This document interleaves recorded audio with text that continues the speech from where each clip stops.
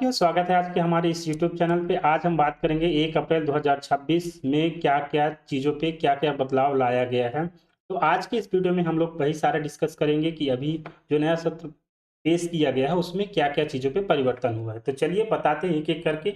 इन्होंने 4 मुख्य स्तंभ पर इन्होंने बदलाव लाए हैं। इसमें सबसे पहले इस पे आप पर क्या असर होगा, तो आइए वो जान लेते हैं। सबसे पहले इन्होंने टैक्स और आईटीआर से नियमों पर बदलाव लाया है और डिजिटल सुरक्षा पे इन्होंने, जैसे डिजिटल बात करें तो यूपीआई और फैक्ट टू फैक्टर उसमें डिस्कस किए हैं इन्होंने। और संपत्ति और निवेश में जैसे पैन कार्ड अनिवार्य कर दिया गया है। टीसीएस में क्या चीज़ पे क्या परिवर्तन लाया है वो एक-एक करके हम इस चारों फैक्टर को समझेंगे। और जैसे ट्रेन कैंसलेशन जो यात्रा ट्रैवल का है, आपको उसमें क्या परिवर्तन इन्होंने किया, जैसे ट्रेन टिकट रिफंड पे कैंसलेशन कितना आपको देना होगा, कितना आपका चार्जेस कटेगा। तो आइए एक-एक करके एक चीज़ से हम समझना स्टार्ट करते हैं। सबसे पहले बात कर लेते हैं टैक्स फाइलिंग की। जो टैक्स में इन्होंने पहले क्या था और बाद में इन्होंने क्या लागू किया है। सबसे पहले आज से वित्त मंत्री निर्मला सीतारमण द्वारा घोषित नया टैक्स रिजीम, जो न्यू टैक्स रिजीम पूरी तरह से लागू कर दिया गया है। कब से? 1 अप्रैल से। इसमें बात करें पुराना, जिसे पुराना असेसमेंट ईयर कहलाता था, ये सभी के लिए सामान्य था। क्या था? डेडलाइन जो होती थी वो सभी के लिए सामान्य था। बट यहाँ पर इन्होंने क्या नया सिस्टम पे क्या लागू किया है वो आइए समझ लेते हैं। इनके जो शब्दावली कहती है कि अब इस टैक्स को, इसे टैक्स ईयर ही कहा जाएगा। पहले क्या कहा जाता था? इसे असेसमेंट ईयर कहा जाता था साथियों। वही बात करें आईटीआर फर्स्ट एंड सेकेंड 31 जुलाई तक रहेगा, पहले की तरह नहीं होगा। क्या? पहले के लिए सामान्य रहता था। वही बात करते हैं आईटीआर 3 एंड 4 की, तो जो नई डेडलाइन इसकी कर दी गई है वो 31 अगस्त कर दी गई है। और नॉन ऑडिट टैक्स पेयर्स के लिए इन्होंने टीडीआर 3 एंड 4 कर दिया है। वही बात करें रिवाइज्ड रिटर्न, अब पेनाल्टी के साथ 31 मार्च के तक आप फाइल करने की इसमें सुविधा अवेलेबल करा दी गई है। वो बात करते हैं अपन, जो न्यू टैक्स रिजीम में अभी इन्होंने पूरी तरह से लागू कर दिया है।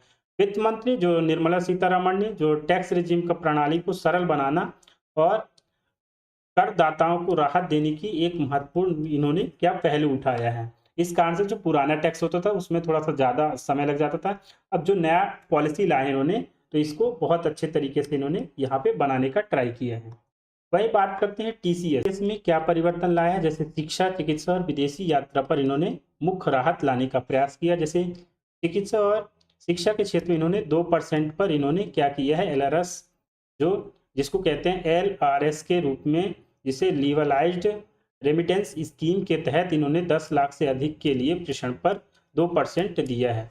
और बात करें वहीं विदेशी पर्यटन पैकेज में, तो विदेशी पैकेजों पर भारी राहत दी गई, कितना? 2%।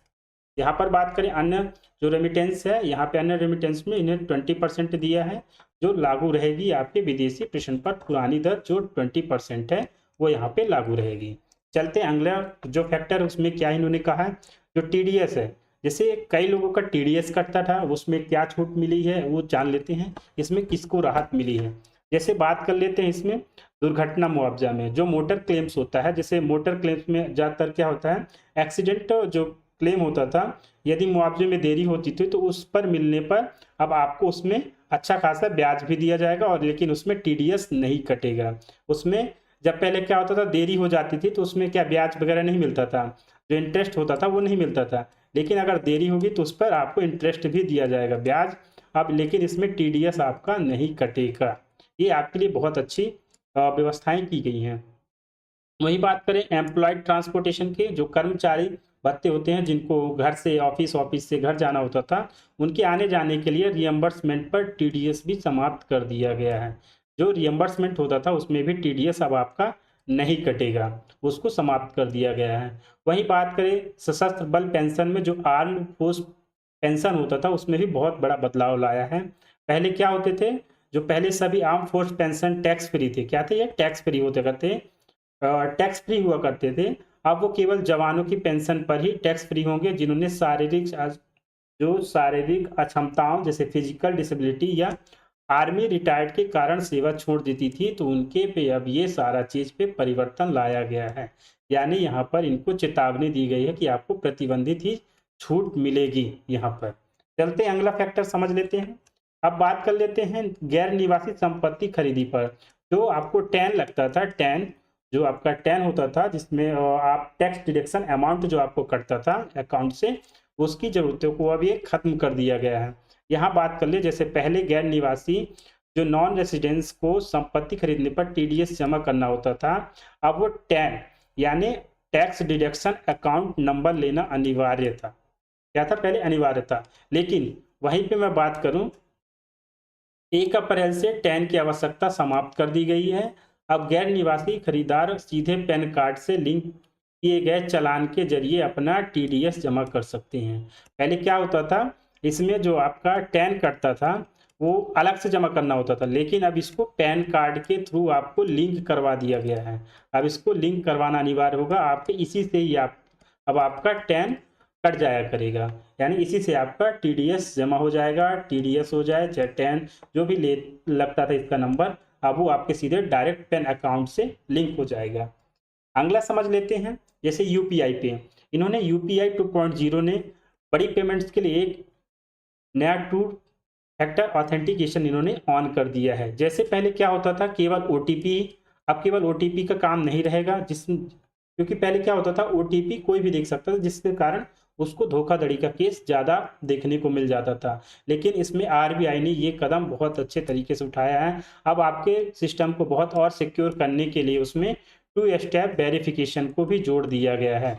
सबसे पहले क्या होता था कि यूपीआई पिन डालते थे या पासवर्ड डालते थे, अब लेकिन उसके साथ ही अब इसमें एडिशनली इन्होंने क्या ऐड कर दिया है, विथ फिंगरप्रिंट के साथ जब भी आप जैसे अपना 4 अंक या 6 अंक का डिजिट कोड डालते हैं, तो उसके साथ अब आपको फिंगरप्रिंट भी लगाना होगा, ताकि आपका पैसा सुरक्षित रहे।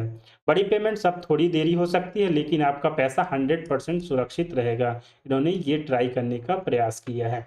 इन्होंने जैसे बात करें आगे, इन्होंने क्या बोला है कि जैसे अब पैन कार्ड की अनिवार्यता क्या रहेगी, नया प्राइस टैक्स रडार पर रहेगा कि नहीं रहेगा। वहीं बात कर लेते हैं, जैसे आप नगद या निकासी आप जमा करते हैं, निकालते हैं, जैसे 10 लाख से अधिक निकालते हैं तो बैंक या पोस्ट ऑफिस से उसमें आपका पैन कार्ड अनिवार्य कर दिया गया है। वहीं बात करें, जब आप व्हीकल्स खरीदते हैं, व्हीकल्स 5 लाख से अधिक होती हैं तो उसमें वैल्यू वाहन जो भी होता है उसमें भी आपका पैन कार्ड को अनिवार्य कर दिया गया है। ऐसे बात करें, आप जब संपत्ति लेते हैं या लेन देन जो भी संपत्ति से रिलेटेड जो भी करते हैं, 20 लाख से अगर आप अधिक लेते हैं तो उसमें भी आपका पैन कार्ड अब अनिवार्य कर दिया गया है। वहीं बात करें लग्जरी होटल्स या जो भी महंगी चीज़ें बुक करते हैं, उसमें कोई विशेष सीमा नहीं है, लेकिन अनिवार्य कर दिया गया इसमें भी कि अब आपका पैन कार्ड इसमें लगना अनिवार्य हो गया है। इसमें अभी ऐसा कुछ नहीं है कि आप 5 लाख 1 लाख ऐसा कुछ, बट उसमें भी अब आपका जो भी चीज़ें लग्जरी यात्रा करेंगे या महंगे होटल्स बुक करेंगे तो उसमें भी आपका पैन कार्ड लगेगा। वही बात कर लेते हैं आईआरसीटीसी, जिसमें आप लोग टिकट करते हैं रेलवे के द्वारा, उसमें रिफंड का एक नया मेथड इन्होंने ला दिया है। इन्होंने पहले क्या करते थे, जो 72 घंटे पहले हैं उसमें अधिकतम रिफंड मिलेगा, यानी सबसे कम कटौती होगी। अगर आप 72 घंटे पहले आप अपनी टिकट को कैंसिल करते हैं तो उसमें आपका रिफंड अमाउंट ज़्यादा मिलेगा। वहीं बात करें 72 घंटे से 24 घंटे के बीच अगर आप करते हैं तो आपको उसमें 25% का पेनाल्टी कट जाएगा। वो आपके जो अगर जैसे टिकट रहेगा 750, तो इसमें से आपका 25% आपका टिकट का अमाउंट कट जाएगा। वहीं बात करें अगर 24 घंटे से 8 घंटे के बीच में अगर आप टिकट कैंसिल करते हैं तो उसके बीच में आपका 50% आपका कैंसिलेशन फीस वहाँ पे कटने की चांसेस रहेंगे, जिसमें आपको वो पैसा आधा मिलेगा। वहीं बात करें 0 घंटे, जब ट्रेन प्रस्थान कर गई है, 8 घंटे से कम समय बचा है, तो आपको वहाँ पर 0% रिफंड मिलेगा, यानी आपको करीब कोई भी पैसा नहीं मिलेगा। आपको अगर 700 रुपये 750 रुपये की टिकट की है, अगर वो 8 घंटे से पहले आपने अगर टिकट कर ली है, अगर वो ट्रेन निकल गई है, अगर वहाँ आपके प्रस्थान करने से कुछ 3-4 स्टेशन पहले, तो आप कैंसिल नहीं कर सकते, वहाँ पे आपको 0 रुपये ही अमाउंट मिलेगा। तो आप सोच समझ के अपने टिकट को कैंसिल करिएगा। अगर इस बीच में आपके रहते हैं तो अच्छी बात है, इस बीच में रहते हैं तो भी थोड़ा बहुत अच्छी बात है, लेकिन आप इन दोनों के बीच में आएंगे तो आपका पैसा जाने की ज़्यादा संभावना है। इन्होंने ये नया चीज़ इसमें लागू कर दिया है। वहीं बात कर लेते हैं आम आदमी का जो चेकलिस्ट, जैसे आपकी क्या रणनीतियां होनी है वित्त वर्ष 2026-27 के लिए, आपकी क्या रणनीति है। तो जैसे मैं बात करता हूं कि टैक्स भरते समय आप लोग याद रखिएगा, असेसमेंट ईयर अब टैक्स ईयर ही है। अगर आप ITR 3 एंड 4 भरते हैं तो नई डेडलाइन 31 अगस्त ही रहेगी इसमें। वहीं बात करें UPI डिजिटल पेमेंट में, आप बड़ी पेमेंट करने से पहले अपना फिंगरप्रिंट सेंसर साफ रखें। अब केवल OTP से पेमेंट नहीं होगी, उसमें आपका बायोमेट्रिक के माध्यम से अपना फिंगरप्रिंट लगाएंगे।